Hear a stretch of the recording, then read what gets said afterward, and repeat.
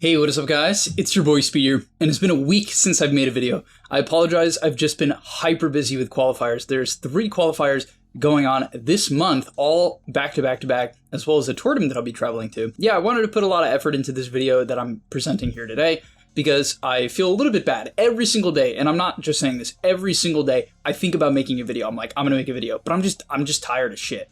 Like, I have scrims, replay review, team review, I like watching my own games back, and I'm just exhausted, but I do love making videos. I understand, that I'm blessed to have a community, and I don't just say that, like, I genuinely think about it every single day, multiple times. So yeah, I put a lot of effort into today's video. It's going to be 2 heroes, as well as their skill build, talent build, and item build that I think are best or close to best for every single role. So some of it's going to be meta, some of it's going to be slightly off meta, but without further ado, let's hop into it. On top of that, go sign up to the Gamely website, guys. I'm posting new content over there almost every day, and I'll see you there. All right, starting off with the carries, the first hero I'm actually maybe most excited to talk about compared to every other hero in this video, and that is Bloodseeker carry. Bloodseeker is currently one of the highest win rate heroes in all of Dota. Now, the main reason for that is not his early game. In fact, Bloodseeker's early game is pretty terrible. This is one of the weaker laners in Dota. Might be hard for some people to hear that because for most of Dota's history, Bloodseeker has been a lane dominator. He is no longer that. Bloodseeker has shifted from an early game to mid game menace to an absolute terror in the late game. This is a late game beast. I would argue it is a better late game hero than Spectre and outcarries the majority of heroes like Luna, Terrorblade, Spectre. I'm not just saying that, I actually believe that, and let's talk about why. Okay, so for the skill build, and I'm going to be starting every single hero with the skill build, because I think starting with skill build and talent build will inform the items, so you can understand why you buy certain items. Okay, so for the skill build, you're going to be maxing Bloodright first. So at level 1, you take Bloodright to secure range creeps. At level 2, you take Thirst. Thirst nowadays is kind of a weird ability. It just makes you faster. It doesn't make you heal. Healing is the innate. It's not that good, but it's the innate. Then at level 3, you take your Bloodright again. At level 4, you take your Q. At level 5, Bloodright, ulti, Bloodright max by 7. After you max the Bloodright, you max Blood Rage, which is your spell amp and attack speed ability, and you're going to use that to farm. At level 10, you're going to take your talent. We're going to talk about talents in a moment. You're going to take your talent, max the Q, then max the E. In terms of talents, they are really, really easy to choose. He has some of the best talents in the game. I am willing to argue that Bloodseeker's talent tree is the best in the game. Okay, so why is it the best in the game? Well, let's start with his level 10 talent. The talent you're going to be taking is Spell Amp. It's 15% Spell Amp. Guys, for reference, Kaya is 10, okay? Blood Rage, his Q, usually gives 8 seconds of 30% Spell Amp. This talent bumps it to 45% Spell Amp. That is a number that is beyond ridiculous. I mean, think about what that actually means. 45% Spell Amp. And there are combos, now I'm not going to recommend this in today's video, but there are combos like Bloodseeker Lina, where Lina can one-shot heroes of 3,000 to 4,000 health because of this ability. And you might be saying, why would I want Spell Amp on carry Bloodseeker? Well, we'll get into that. First of all, his 15 talent is Bloodright damage. Once you have Spell Amp and Bloodright damage, at level 15, you one-shot creep waves. That's nice. A billion cast range, you one-shot creep waves. At level 20, you take Spell Lifesteal. Okay, so you have a Spell Lifesteal Spell Amp talent, and at level 25, you have one of the best talents in the game, 2 Rupture charges. This ability is great, and you get 2 of them. And if you buy Refresher, you get 4 of them. You can Rupture 4 out of 5 heroes in a team fight. I'm not kidding. You can actually do that. Okay, let's get into the items. So for starting items, Circlet, Stick, Tangos, Branch, Quelling Blade. You're going to turn, basically the first thing you want to do is basically rush Phase Boots. Sometimes you can upgrade to Wand based on matchup. Generally, you just want to rush Phase Boots. After Phase Boots, you can finish your Wand, then you want to turn the Circlet into a Null Talisman. Some people buy early Wraithband, which I think is okay, and it is an option, but I think the Null is the way to go. You need mana on this hero, quite a lot of it, to use the W to farm. Then after the Null Talisman, here's where things get a little tough. You're going to go between 2 items, Maelstrom or Radiance. Now, I really struggle picking between the 2. Most people buy Radiance, but I actually think that Maelstrom might be better. And I have one very specific reason. The reason is because Bloodseeker's early game is not good. Okay, this hero dies very easily. It's pretty mediocre at fighting compared to some other carries. And so you want to play pretty defensive on this hero. It's really easy to gank Bloodseeker. And if you're against Bloodseeker in pubs, guys, please run at him. In the early game, kill him, kill him, kill him. Force him out of his lane, make him jungle. This hero doesn't jungle that. It jungles okay, but it doesn't jungle great until you have Maelstrom and Radiance. Until those timings, it's not great. And that's why I prefer Maelstrom. It's much, much earlier timings. You're going to get a Javelin, which has incredible synergy with your Q, Spell Amp, and attack speed synergized with Javelin. So you rush Javelin, then you can still buy the Gloves of Haste. They're good.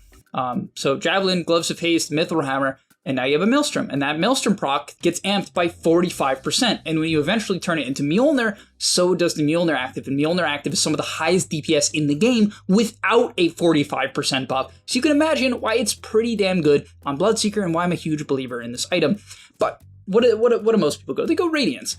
It's a really strong timing when you hit it. It's a Radiance that does, I think it's about 85 damage with the 45% spell amp. It's around there, maybe 83, whatever. And it's good because the evasion is nice on this hero. In the late game team fights, you're going to have a BKB. You want a bit of physical resist. It's nice to have the Radiance for the evasion.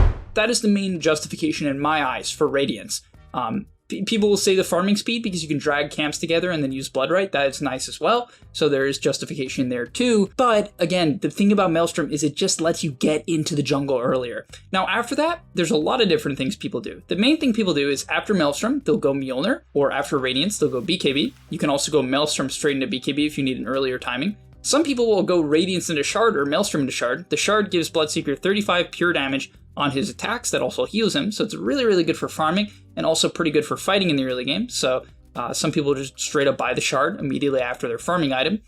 Then you basically always go BKB. After BKB, you go Ags. And what the Ags does is it gives you this ability called Blood Mist. It damages Bloodseeker for a percentage of his health, but it also damages enemies for a percentage of their health. So it's kind of this weird ability, but it gets spell amp, so it does more to the enemies. It's this weird ability that just like kills everything really fast, including you. But we'll get into that in a second. The reason why it works is because when you kill creeps or heroes, it gives you an overshield. So if you're full health, it will actually give you a barrier. On top of that, you can negate the Ags damage with resistances. So Vambrace, Cloak. Some players, in fact, more than I realized, are buying Eternal Shroud. I think you can also buy Glimmer Cape, oddly enough. It is kind of slot clogged, but you can buy just a casual cloak and have a Vambrace, and it will really help deal with it. On top of that, at level 20, you have Spell Lifesteal, which deals with that a lot, and you buy Bloodstone. Not everyone buys Bloodstone. It's actually less common than I think, or than I thought, but Bloodstone makes a lot of sense, right? You're healing from your Axe, your Bloodright, your Rupture, your Shard, your Mjolnir, or your Radiance. You're healing like crazy.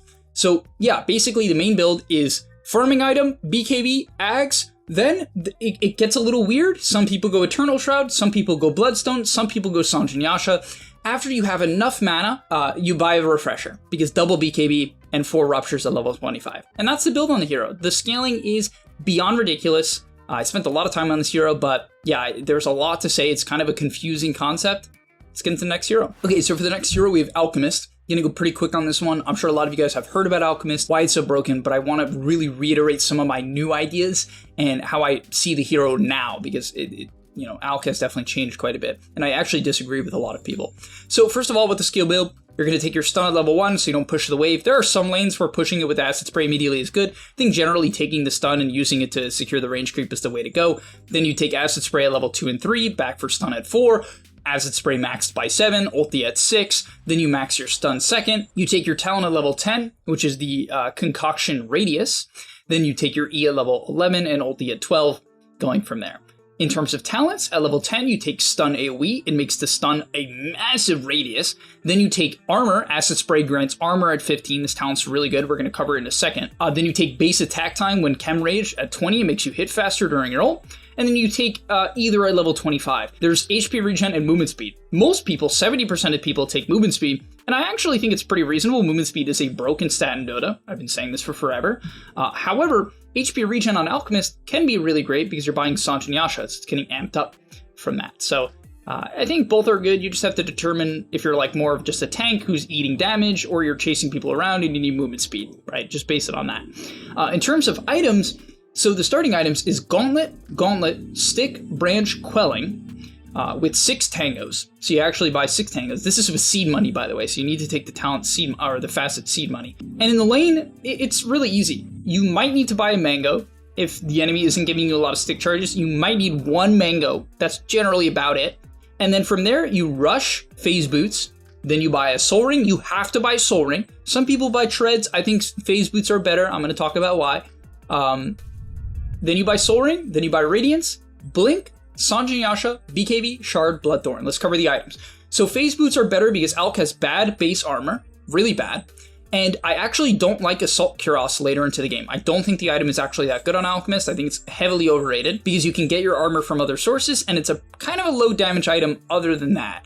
Yes, AoE armor is kind of nice to the team and AoE attack speed. It's like good for hitting buildings. So yes, it can sort of help you end the game, but I don't think it's like typically the angle I love on Alch. What is the angle I like? Well, as I mentioned, phase boots, it lets you kind of run away from people in the early game. Just being fast and moving from camp to camp and also being hard to kill with Chem Rage is better. You might be like, oh, but I get HP from treads and I get movement speed from treads, like more than boots. Yes, but again, the armor and the phase movement speed is just a little bit too good, in my opinion. It is a tad more expensive, but I think it's just too good with how the hero wants to play team fights as well, which is kiting in and out, chasing people down with the stun. It's just too good. I think movement speed is the way to go, so phase boots and armor is better. Then Soul Ring, you need the mana, don't skip it. I see so many people in pub skip it, it always looks terrible. And then you buy a Radiance to farm, then you buy a Blink, and basically once you have Blink Radiance, you go kill people. It's pretty straightforward. When you get Radiance, you keep farming, when you get Blink, you go kill people. After Blink, you can go BKB if they're all magic damage. If the enemy team is mixed damage or low magic damage, just go Sanjin Yasha, and you're going to be Giga Tank. Once you have SNY on this hero, you have enough HP and enough regen and enough movement speed where you're basically impossible to kill.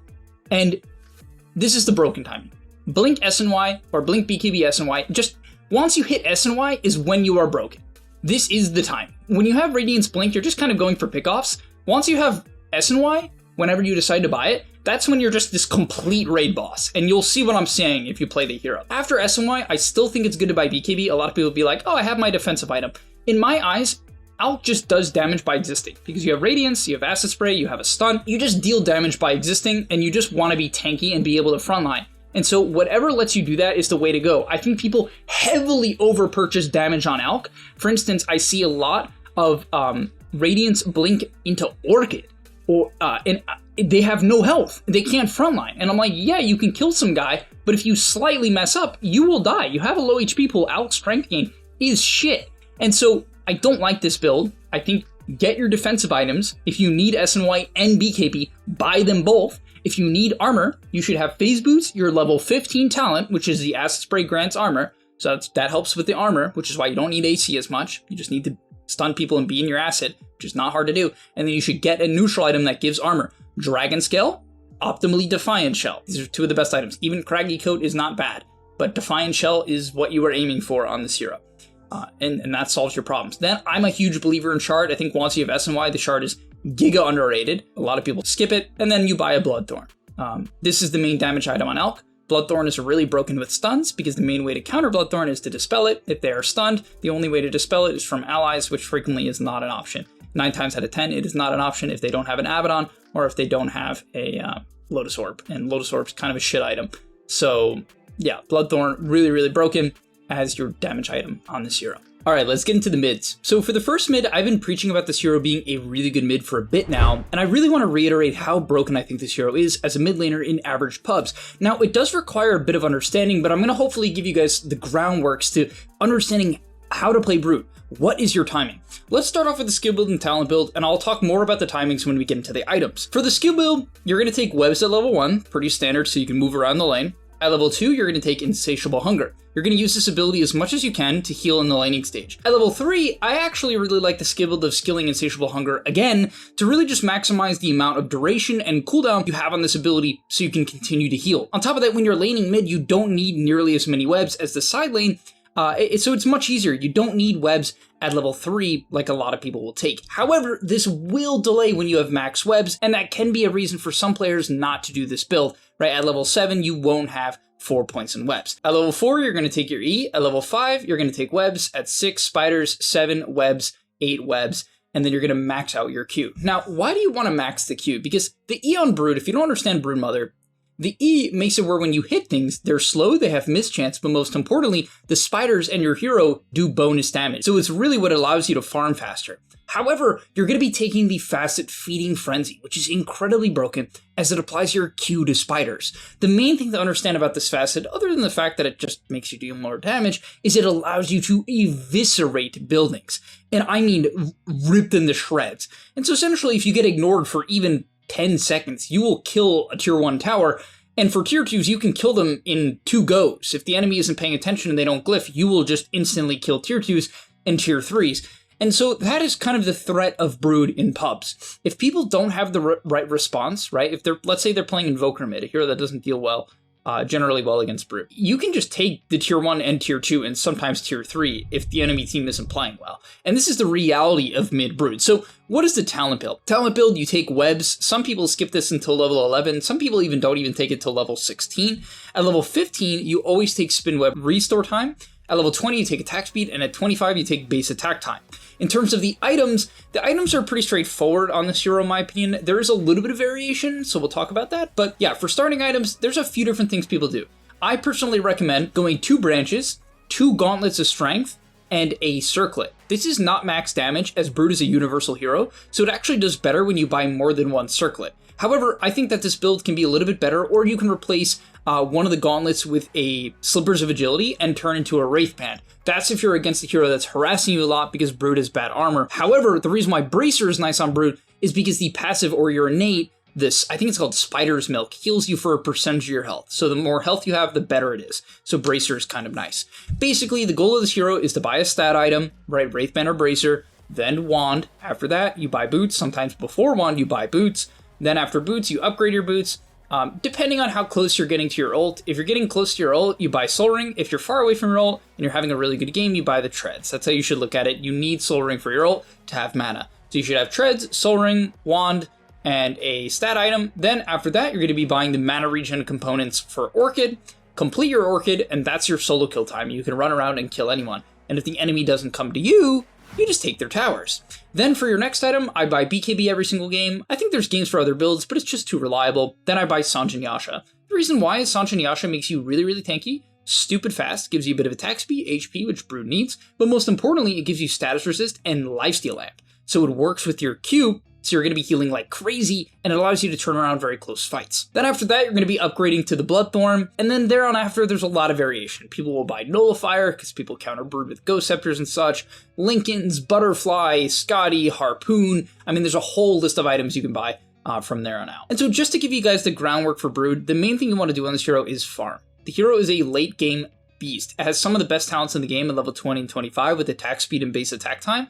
So it scales like just insanely well due to its Q and its talents. And so, yeah, you don't really have to feel the need to just run around and roam and kill and kill and kill, even though you can do that if you have good matchups. If you don't and they can kill your spiders easily, just ignore the pressure, ignore the heroes, and take buildings and farm camps. This hero farms at a rate that is faster than most heroes in Dota, just behind like Alk and Dragonite or Naga or something like that.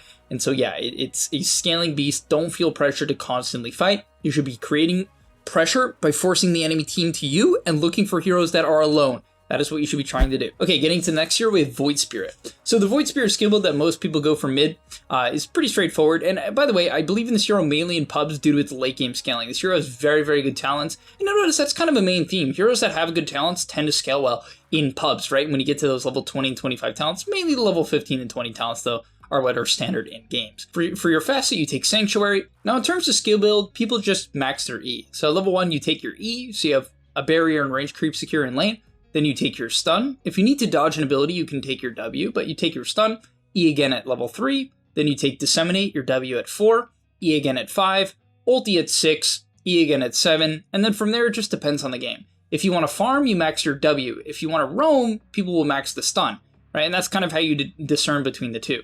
In terms of talents, honestly, there's quite a bit of variation. This hero isn't the most straightforward in my opinion. The mana regen at level 10 is nice, but people tend to just favor their abilities. Like, a lot of the time, the 10 talent just gets skipped until level 16. At level 15, people take Resonant Pulse damage because this synergizes with your eventual Axe, so this talent is better than it reads. At level 20, you take Astral Stab charges, and at level 25, you take Crit. So that's the main reason why you scale on this hero. Your ulti applies an auto attack. If you don't know what it is, basically Void Spirit steps forward, and who he goes through takes magic damage as well as an auto attack. And as a result, it scales into late game because you also crit with the level 25 talent. And so basically, this hero can go with a whole plethora of items, but it can really be a mixed hero in my opinion. So for the first item, the best 2 items in my opinion are Mage Slayer or Witchblade. The reason why is they both give you a nice mix of mana and attack speed, which allow you to play very, very fast tempo. I think Witchblade is better for killing, Mage Slayer is better for being tanky. So that's kind of how I would discern between the two. Also, Witchblade gives armor, Mage Slayer gives magic resist. Then after that, you buy an Axe. After Axe, you can do a lot of things. You can buy BKB. Personally, I think SMY is really good on this hero. I think SMY is just a broken item. It just makes you stupid tanky. And so on any right clicker, any frontliner, it's going to be overpowered. A lot of people buy Manta Style, but honestly, I just think that SMY is so good that if the enemy team doesn't have like 2 silences or some Orchid, then you should just go for SMY and be generally tankier. And yeah, and when you can get to Witchblade SMY, the hero with Axe, you have so many stats. And then in terms of scaling, you go BKB, you upgrade your Witchblade into a Parasma, and the hero just can kind of pop off in the late game. Alright, let's get into offlaners. So the first hero I want to talk about is Dawnbreaker. I'm a real big fan of Dawnbreaker, mainly because of the Axe.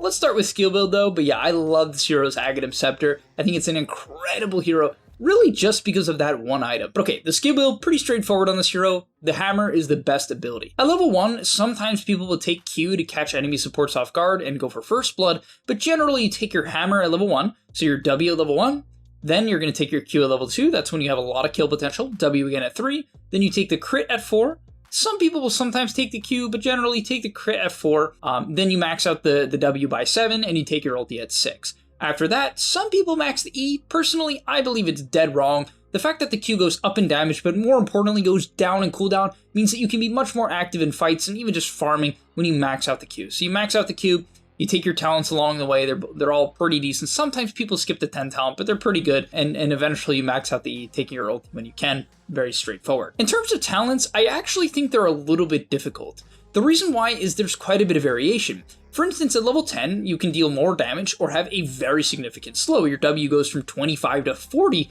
with this talent, which is really, really good. So if you just want to be a disable hero, which I think Dawn can be played as such, a frontline disabler, then that talent might be better, the slow I'm talking about. So really, it can go either way. And by the way, for Facet, you take Slur Charge. It just lowers the cooldown of your abilities when you hit your E. But getting back to the point of level 15, this one's also tough because it's either ulti cooldown, which is incredible with the Ags, or crit on your E, which is really, really great. And it's what most people take because people try to scale as a right clicker. Now, I don't blame them. In fact, I even think even if you go Ags, your subsequent items should just be damage items, right click items. Sanchen Yasha, Harpoon, Basher, Shard, Blink, Deso, some games, you know, like a lot of people buy Echo Saber on this hero, so it makes sense why this is the route that a lot of players go, but I just don't like that there's like very little Ags. I think it's personally broken. But getting back to the point, at level 20, again, you can go with the E route or the ult route. You can take your ulti radius, which is incredible with the Ags, but again, the other talent is Luminosity attacks required, which is the crit,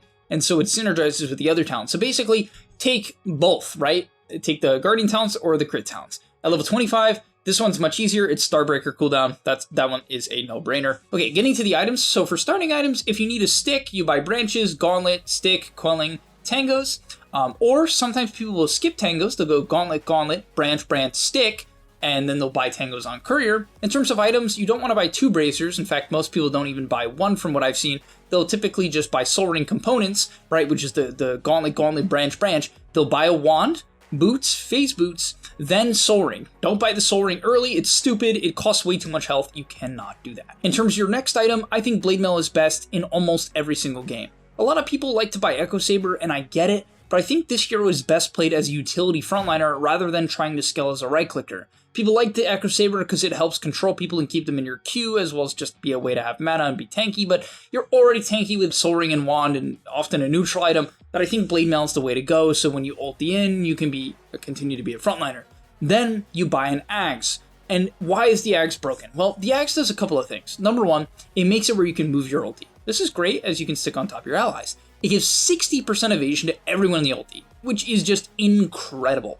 On top of that, it lasts for way longer, so you heal for way more, and you deal damage that entire time as well. It's one of the best, if not the best, counter initiation tool in all of Dota, and it really is an X Factor pickup, right? When you have Dawn Axe, it just lets frontliners be completely unfazed or unscared. They can always just initiate, get in there, and know they're going to be saved because it is that good. So a lot of people will just go kind of like Blade Mail SNY or Echo SNY. I'm not a fan of Echo SNY. I think the hero is a bit too kiteable for this type of build. I think it's much better to go Blade Mail Axe, just kind of get in the way, have a really strong ultimate, And then after that, there's a lot you can go. I think SNY after the Axe is pretty reasonable. I think BKB, if you need it, is pretty reasonable. I think Harpoon, if your team lacks control, is a great option on this hero because, again, Dawn kind of has control issues, which is why I sort of like that 10 talent that has the slow more than the other one. Okay, let's move into the other offlaner, which is Enigma. Enigma's facets are hard. People actually take both. For offlane, more people take Splitting Image, which is where you create Eidolons when you take damage.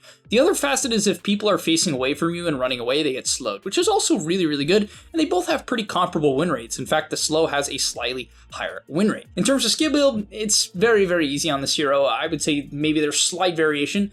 Eidolons at 1, stun at 2, Eidolons at 3. Some people take Midnight Pulse at 4, but generally you just take the stun as it increases the cast range, and that's really important. Eidolons at 5, ulti at 6, Eidolons at 7, and then a lot of players max the stun by 9. I personally think the value point in Midnight Pulse at level 8 is great. You can cut it down to give vision, cut it down to cut down certain heroes, or again, just give vision. And honestly, it's a decent poke tool even at level 1, right? At just being annoying for heroes in an area. Really, the main application is if you're pushing a tower, you can just chop all the trees and see if people are TPing in. So I believe in the value point at 8 on the E, but generally people max the stun and take the talent at 10. Sometimes people will skip the talent at 10, but I think the Eidolon attack speed at 10 is worth it. Talking about talents, let's get into it. So Eidolon attack speed at 10, I think when you're an offlaner, it's just important to have strong Eidolons. It's what you play around in the early game. It's how you farm. You take health at 15. This one's a no-brainer. At level 20, generally people take Eidolon damage. However, Midnight Pulse radius is 200, and this ability is nuts good.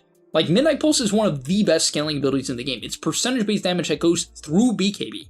I mean, this is why Enigma has an incredible win rate. It's because this hero scaling is just broken.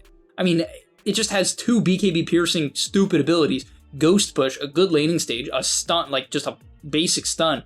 I mean, Enigma kind of does everything to some extent. So, yeah, people generally take Eidolon damage. Again, you're at core, and at level 25, they synergize the 20 with a 25, which is demonic summoning Eidolons. Malefice instances, while it's cute, it just gets dispelled at that point of the game most of the time, so the push potential, farm potential of the Eidolons is a bit too good. Okay, now let's get into items. So really there's one main build that I would recommend. It's Wand 3 Branches. I think it's okay to go Circlet, 3 Branches, Stick, Tangos. That's not bad too, because this hero often is a bracer hero, but the most common build that I see, that I like, is Wand 3 Branches, Tangos, then into drums. You just rush a drums. Sometimes you go boots into drums, just because movement speed is very important on this hero for kiting in and out. Enigma is very, very slow. It's the hero's big weakness in the early game, pretty easy to chase down. So yeah, the main item build, very, very easy, but high utility. And what I love about Enigma as a pub hero is that, number 1, he scales, which I'll always say is really important if you want to be a high tier pub hero. You have to scale. You have to have ways to scale into the late game. Like, certain heroes that just don't have that, certain supports are just tough to win within pubs. They're just much, much, much, much, much harder. But okay, getting back into the point, you go drums, sometimes even both our boots, but boots, drums, and you deal damage and you scale with these items. After that, there's a lot you can go. Most people buy Blink. I think you can also just buy a pipe, just pick up a casual pipe. But yeah, Blink into BKB, or pipe into Crimson, or pipe into Blink.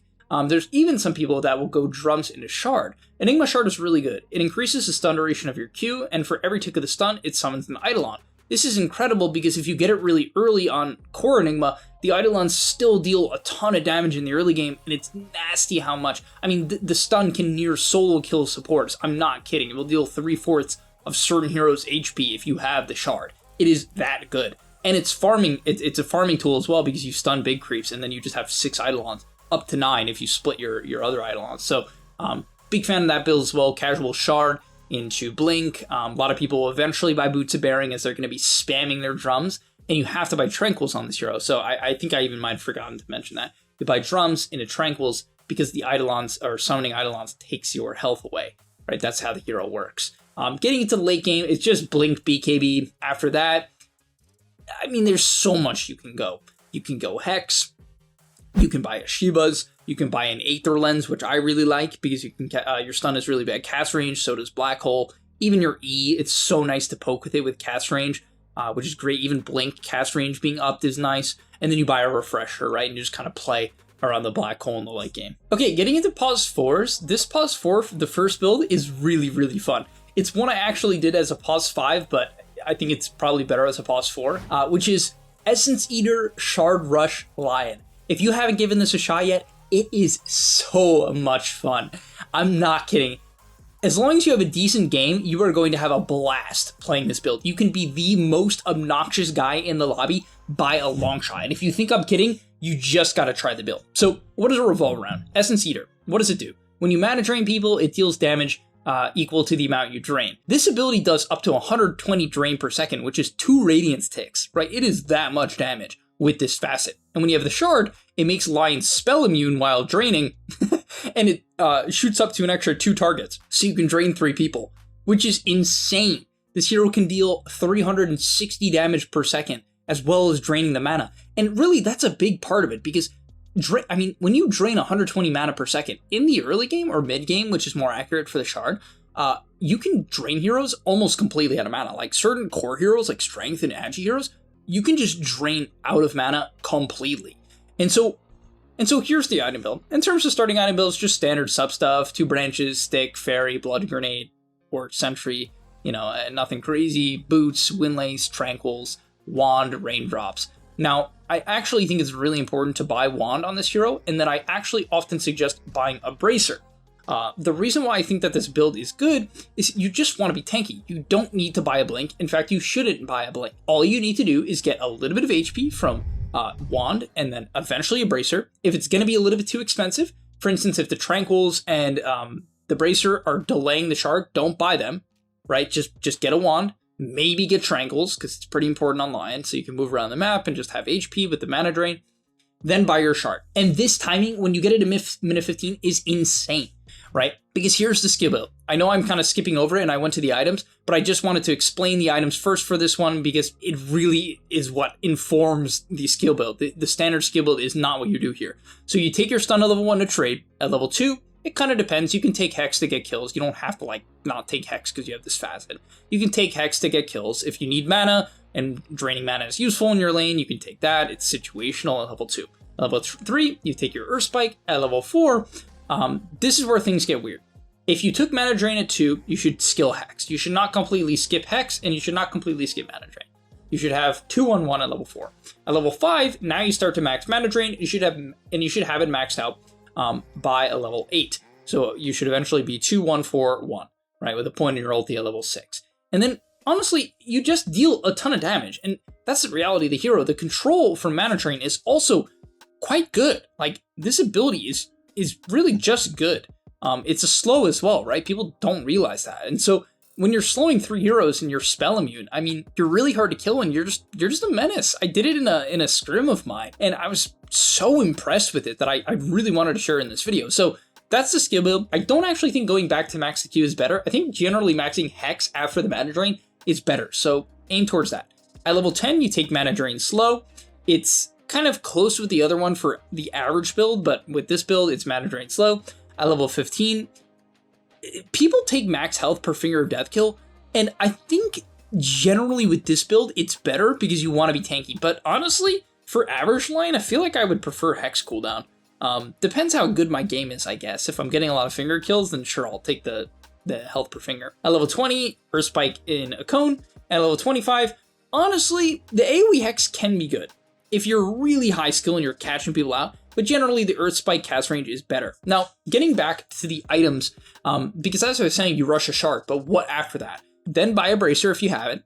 After that, you buy an Aether Lens. The reason why? Well, just cast range on the E. It is insane how much you can do just sitting in the back clicking E. I mean, it's just broken. This ability is a 4-second cooldown, or 6-second. Okay, they nerfed it. Right, 6-second cooldown. It's ridiculous. So you just buy an Aether, and then from there, it's sort of whatever you want. Just kind of anything to stay alive. Ghost Scepters, Glimmer Cape. You could buy a Blink at that point, like if you want to eventually kind of move back into that. Aether Lens Blink Lion can initiate from 1 billion range. So yeah, it's just really revolves around Shard and Aether. Like, these are the main 2 components. From there, it's just, you can buy whatever utility you want, whatever's good for the game. Solar Crest, I mean, that item makes sense. Get some HP, put it on someone with your Aether Lens, get a 4-staff, just whatever. Okay, getting into the next hero, we have Zeus. In terms of the skill build for Zeus support, it varies, and I'm going to go over both that I like. But why Zeus support? I think this hero is a great support, just flat out. I think it's very good. Number 1, base stats. high damage, high movement speed, good armor at 4, not good attack range, but static field is your innate, so your right clicks deal bonus damage, especially if you have live wire. This hero, it just cooks. It kind of just cooks. Its laning stage is very, very good. Its abilities are good for the lane. Heavenly Jump is good at kiting in and out, and your abilities deal a lot of damage, considering they work with your innate, so they deal percentage damage as well. So this hero trades very, very well. It scales very well. It dewards with the W. It's good at pushing waves with the Q. It's good at scouting areas and dewarding because you can hop away with the E. And in team fights, you just give vision and deal a lot of damage. But most importantly, you just give vision. I played it in a pub recently, scouted the enemy team out. They were roshing, they were coming out of the rosh pit. I dropped an ult, and my team can see everything. It makes positioning far easier, getting the right jump far easier. I mean, that's so valuable. And as I was saying, the hero just scales. So let's talk about skill build quick. Most people actually go Lightning Bolt. I kind of don't like it. Most players go Lightning Bolt level 1. They take the E, the jump at 2, Lightning Bolt at 3, Q at 4, and then Lightning Bolt maxed at 7, with the ulti at 6, of course. Then you max out your Q eventually. However, I kind of prefer the Q. It will run you out of mana, and it requires more skill because it pushes the wave if you're not careful, right? Well, sometimes it's fine to push a wave, but it can unintentionally push the wave. You have to manage your resources better. But here's why I like the Q. It's better for farming, so if you make stacks, you can take it, you can push in waves. But more importantly, in the laning stage, if you're pause 4, you can fight the enemy pause 5 for camps much, much, much easier. I would say, honestly, for pause 5, the Q is not mandatory, but better, because it's really easy to push position 4s away when they have to overextend for the small camp. For position 4, which is I guess what we're talking about here, even though I'm a beloved position 5 player now and I love talking about that role, Lightning Bolt might be a bit better just because it's going to allow you to unblock that large camp, right? Very reliably with the Lightning Bolt. And funny enough, based on the enemy support's positioning, you can bolt them and get a deward at the same time. So there is a lot of value in that. And yeah, I mean, there's a lot of different items you can go on this hero as a support. Really, truly, there's a lot of different builds. And some people like being a support, and some people just try to scale. What is the scaling build? Well, pretty straightforward. In terms of starting items, well, actually, the starting items are not that straightforward. There's a lot of variations. Most people like having a mango somewhere in there for just fighting to the death. So it's like branches, mango, stick, blood grenade, tangos. Or you can kind of stat up. Some people buy like branch, circlet. That circlet turns into a null eventually. Mango, tango, sentry, blood grenade. You know, something like this. If it's a good stick lane, if you buy a stick. If it's not a good stick lane, you can buy a circlet, basically. From there, generally just rush mana boots. You can buy a null. Like if you get first blood, you can buy a null, try to win the lane, buy a null, buy a mango. You know what I mean? That's the way you're going to win the lane. You drop the null on the ground, pop the mango, like, you know, that type of shenanigans. So you can do that. But yeah, generally just rush mana boots, then buy magic wand, buy raindrops, just all the mana items, clarity. Then probably a clarity after that, you can buy clarity. And from there, it's either Ags is what a lot of people do. However, I think the best build is Solar Crest. The reason why is Pavis is great. It gives you armor, it gives you HP, which you do need, but it gives you a mana pool, which is fantastic. Because when you have mana boots and Pavis, you drop the Pavis on the ground, you drop your null on the ground, and then you click mana boots, and it gives you a ton of mana back. And this is really important to do on a hero like Zeus that has severe mana problems. So I couldn't suggest that enough. Like, I think Solar Crest is the best item on this hero. Plus, I then like buying Glimmer, and the reason why is it synergizes with a facet Livewire. Livewire is Zeus's facet where if he's close to enemies, he deals more damage per auto attack and per spell casted on them. It goes from 2% to 7%. But basically, if you buy Glimmer Cape and Solar Crest, not only can you save your teammates, but you're going to be tanky, and so you can get close to people and cast your spells, and you actually deal way more damage when you're close to people. In fact, that's how you're going to deal most of your damage.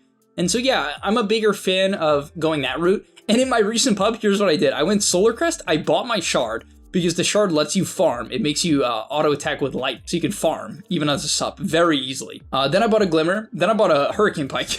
And it's really good because you become nasty tanky, and you actually just deal a billion damage just with the shard. So I'm a huge fan of not trying to go Ags Refresher.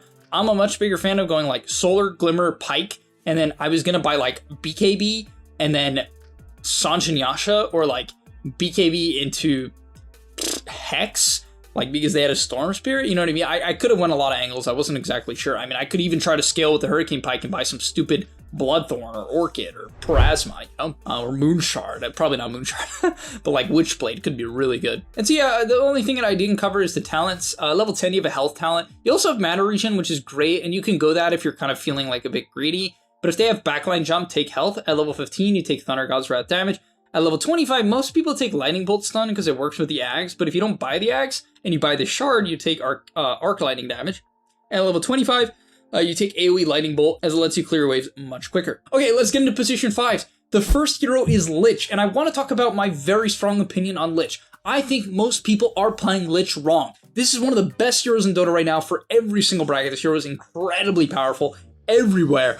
But here's what I recommend. I recommend going the Facet Growing Cold. If you don't know what it does, it increases the duration of your ulti and your W, your Frost Shield, for everything that dies under the effects of the abilities. Heroes by 4 seconds, creeps by 1 second. I believe it includes illusions. They changed it in some patch, I can't remember. I'm pretty sure it includes illusions, so if you're against like Peel, this Facet's broken. Besides the point, why do I think this Facet's OP? Because I think it should change the skill build.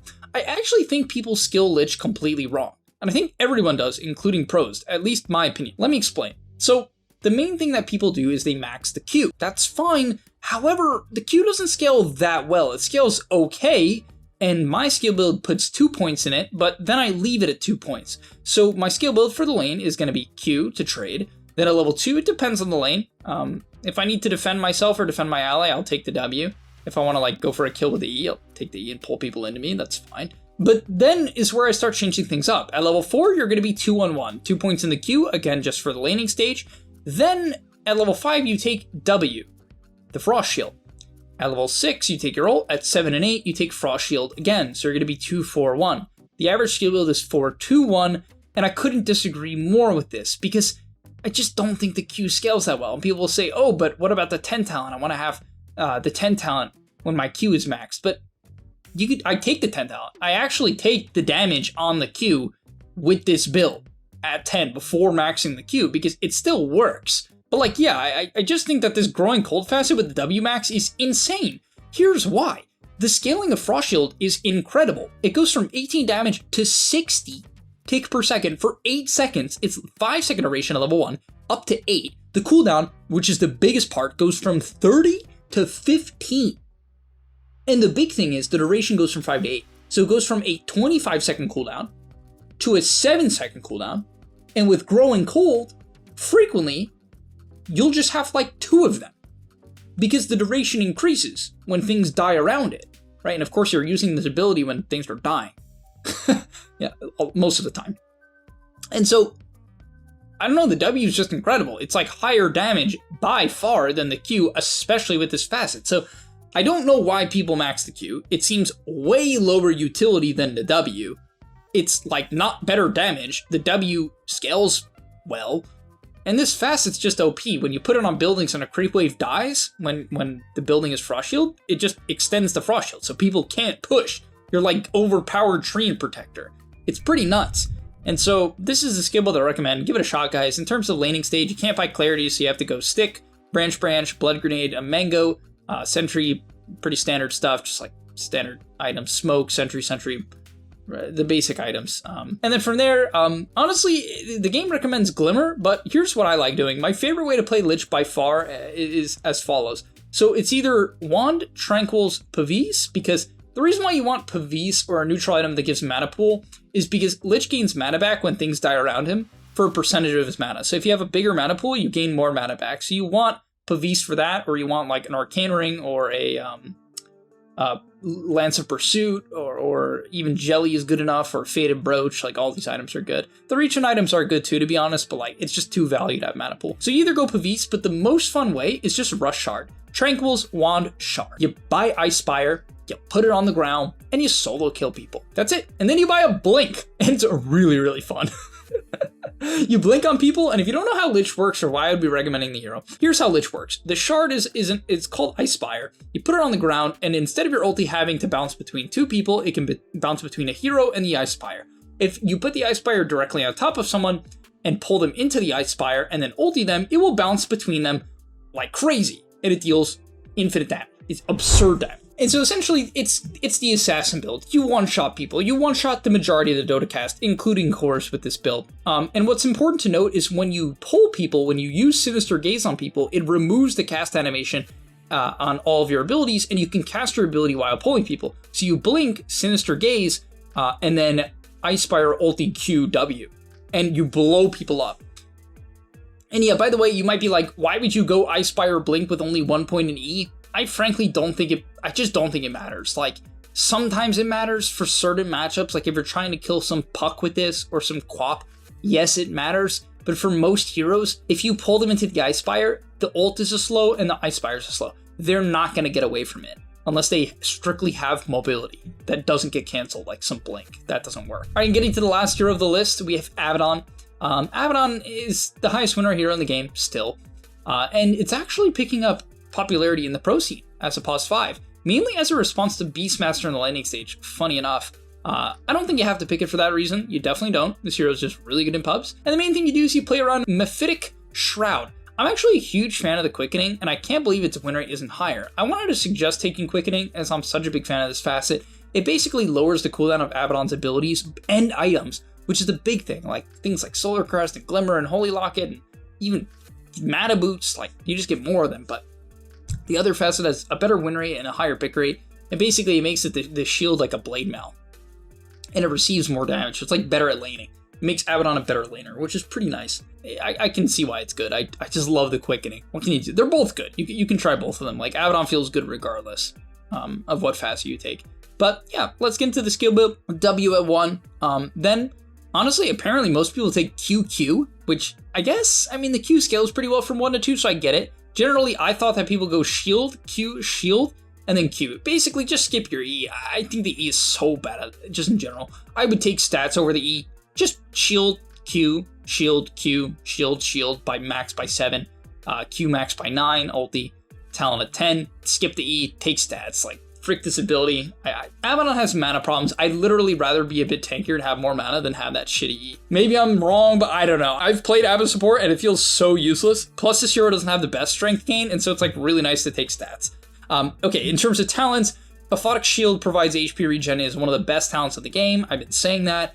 On support, it's a no-brainer. This talent is insane. At level 15, you take Miscoil, heal, and damage. It's not that good, but you're a support. At level 20, you take Aphotic Shield barrier amount. Again, the other one is just kind of a core facet, so they're pretty easy. And level 25, you take AoE Miscoil. I wouldn't say Abaddon's facets are the best. This hero mainly just scales well because it doesn't die. It's easy to play. Like, it baits bad movements. It baits people to be stupid, and it's easy. Like, sometimes that just makes heroes have good win rate. But I will admit, it's also just kind of powerful. Like, this hero just does a lot of healing.